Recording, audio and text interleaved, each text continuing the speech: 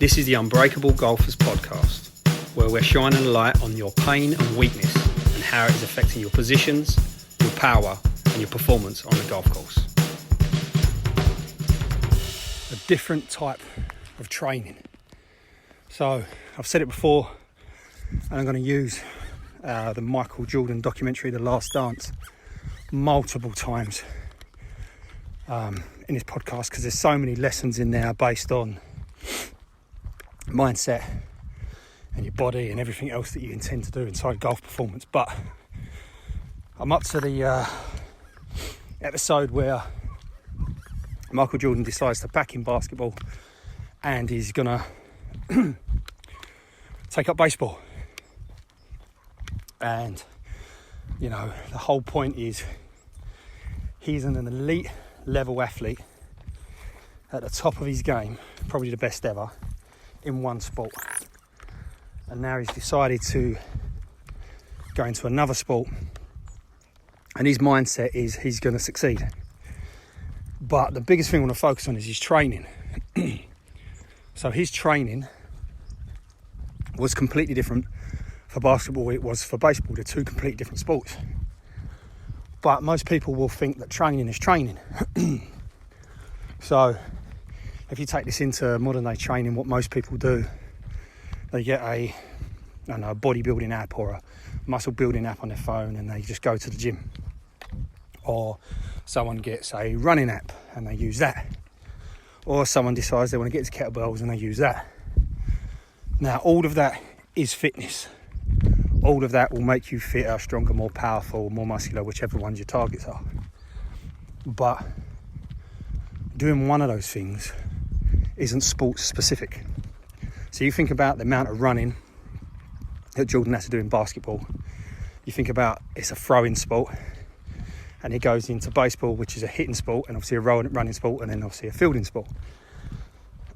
His body had to completely change to the point where when he decides to go back to basketball, he is nowhere near the athlete he was when he first left. He has to completely redesign his whole training system for baseball. And when he goes back to basketball, he then, because obviously he is held at a higher standard, when he comes in, people think he's past it, but his body just isn't prepared. It isn't prepared for the demands of the game that he's playing. And the biggest lesson I got from, that whole episode was how you prepare defines how you show up. So how you prepare for baseball defines how you show up for baseball. How you prepare for basketball defines how you show up for basketball. So if you link this to the body, the mind and your golf, if you're in your body, if you're not training in a way that has your body prepared for golf, how can you expect to be prepared for golf from a body point of view?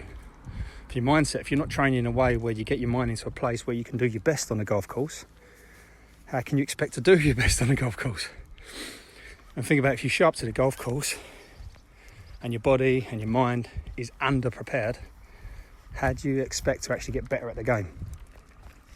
I mean, a simple way to change that, start thinking differently, would be, say for instance, when it comes to the body, it's the results that you get based on how you've trained. In the mind, it'd be the results you get based on changing the stories that are in your head, changing what you believe is true. And in your golf, it's the results that you get when your mind believes what's possible and what your body can physically do. Another way to think about it is like, when it comes to body, you want to sort of train in a way that's suited for your current level, as in your current physical level, to get the best out of your golf as soon as you can. In your mind, it's like you want to start questioning, changing, and get better stories, breaking those limiting beliefs in your mind about what you can do as your best. And again, if you link that back to golf, then the drills that you do are based around what you're working on your body and the stories and the targets that you're setting in your mind. I mean, so I've said it before, Unbreakable golfers, you do the Unbreakable front 9, which is 9 simple acts that you have to do every day that lead you towards your long-term targets.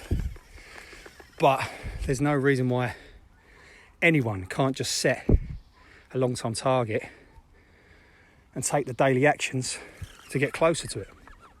So as always, 2 questions as I'm finishing up my run. Number 1, where are you training your body and your mind for a different outcome than trying to be better at golf? What is it you're doing? Follow-up question, what could you do today to start training so that you show up better the next time you play golf? Good luck. For more information on golf performance, by increasing your power, by getting in better positions, by working on your body and mind, go to unbreakablegolfers.com and sign up to the free asset.